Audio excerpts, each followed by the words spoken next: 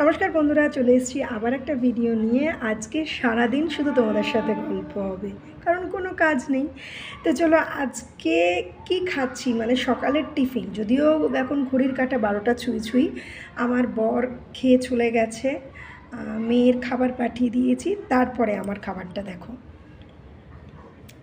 কালকের বাসি ভাত ছিল, আর এটা শাশুড়ি ডাল বানিয়েছে রসুন ফোড়ন দিয়ে, আমার ভীষণ প্রিয়। সেটা দিয়ে গেছে বলে এটা আমার উপরি পাওনা আজকের।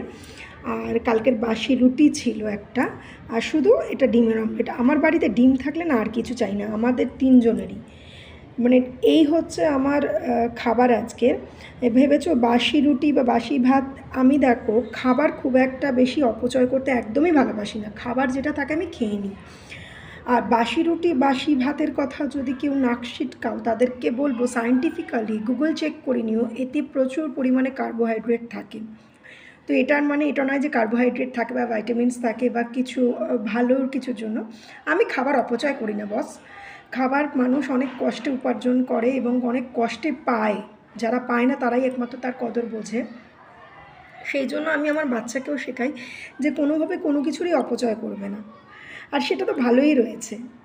তাই জন্য আজকে কিন্তু এইটা দিয়েই এখন খাবার হবে। দুপুরের খাবার খেতে খেতে আমার 4টে বেজে যাবে। তো চলো তাড়াতাড়ি খেয়ে নিই, খিদে পেয়েছে খুব, ওদের খাবার দিইনি